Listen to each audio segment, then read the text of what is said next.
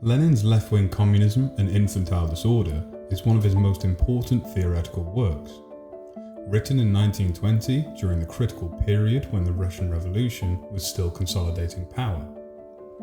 While many think of Lenin as a revolutionary who advocated militant insurrection, this book reveals another side of him, as a strategist, warning against reckless, impatient, and undisciplined tendencies within the communist movement. His core argument is simple. A successful revolution requires discipline, flexibility, and the ability to maneuver within the system, even if that means using bourgeois institutions like parliaments and trade unions. The biggest mistake the left can make, Lenin warns, is confusing ideological purity with practical effectiveness. He attacks what he calls left-wing communism, a tendency that rejects compromises, refuses to engage with mass organizations, and isolates itself from the working class. Lenin argues that this approach is not revolutionary. Instead, it's self-defeating. At the time, communist movements in Germany, Britain, and Italy were making exactly these mistakes. Ultra-leftists were rejecting elections, trade unions, and alliances with non-communist forces. Lenin's message to them was clear: if you refuse to engage in the real struggles of the working class, you will be irrelevant. Lenin's left-wing communism is structured both as a theoretical argument and a practical guide. He doesn't just dismiss ultra-leftists, he systematically dismantles their arguments, using history and the Bolsheviks' own experience to show why strategy, not just radical rhetoric, is what leads to victory. One of Lenin's harshest criticisms of the ultra-leftists was their refusal to participate in parliamentary elections. Many communists in Western Europe argued that elections were just a tool of the bourgeoisie and that real revolutionaries should boycott them. Lenin completely rejects this view. He argues that even under a capitalist system, elections provide an arena where communists can fight for influence, expose the contradictions of the system, and educate the working class. He calls this approach parliamentary struggle, and he sees it as just as important as strikes, demonstrations, and direct revolutionary action. He reminds his critics that before the October Revolution, the Bolsheviks themselves participated in the Russian Duma, or parliament. Even though the Tsar controlled it, they used it as a platform to spread revolutionary ideas. Had they boycotted it, the stage would have been left entirely to reformists and liberals. Open quote, "The task of a truly revolutionary party is not to declare that bourgeois parliament are useless, but to use them to win influence over the masses and prepare for the final overthrow of capitalism." End quote.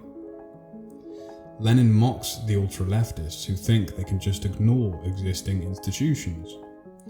Open quote, "To refuse to work in bourgeois parliament is to abandon an important battlefield to the enemy." End quote. In other words, refusing to engage in elections doesn't weaken capitalism.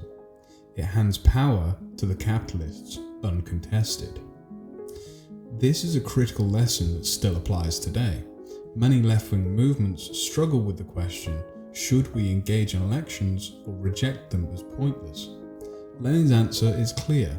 Participate tactically, not because you believe in the system, but because you can use it to undermine that system. Another major error that Lenin attacks is the ultra-leftist rejection of trade unions. Many communists at the time saw unions as too moderate, bureaucratic, or compromised by reformists.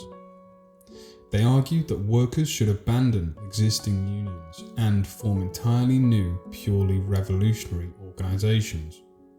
Lenin completely rejects this idea. He argues that unions are where the working class already is. If communists abandon them, who will influence workers? Reformists, liberals, or even reactionaries? Open quote, "Trade unions are an essential school of communism. To abandon them is to leave the masses under the control of bourgeois ideology." End quote. Lenin says that even if a union is controlled by reformists, it is still a site of class struggle. Communists should join these unions, work with them, and push them in a more revolutionary direction. Walking away from them, he says, is not a solution, it's political suicide. He points out that in Russia, the Bolsheviks worked inside unions for years before the revolution. They didn't like the reformist leaders, but instead of leaving, they fought to win influence over workers. This is another lesson with clear relevance today. Many leftists debate whether to work within mainstream unions or abandon them entirely. Lenin's position is clear. If you leave unions to the liberals, don't be surprised when the workers remain under liberal influence.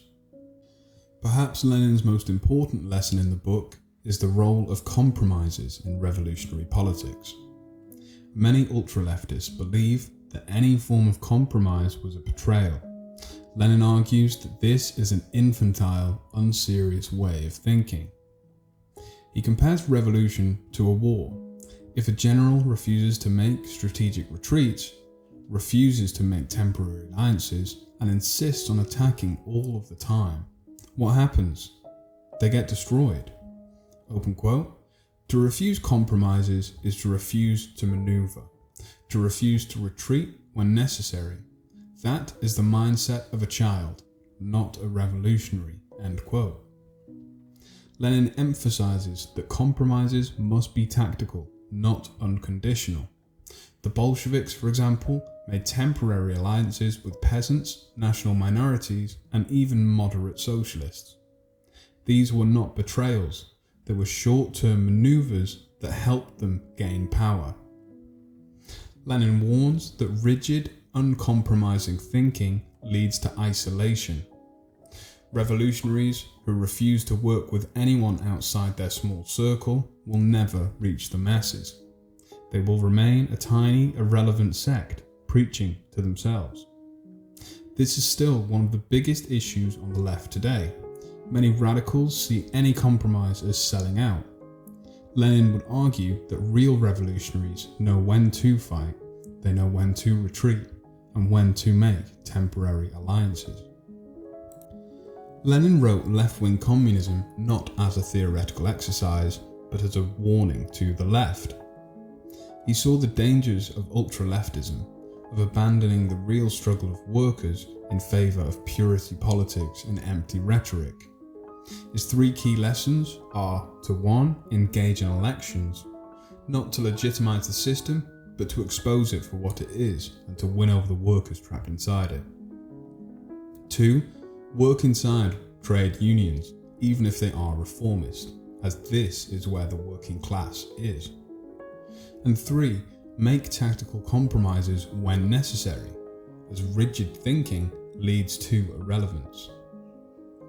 This book remains one of the most important works for understanding revolutionary strategy. Lenin's message is clear.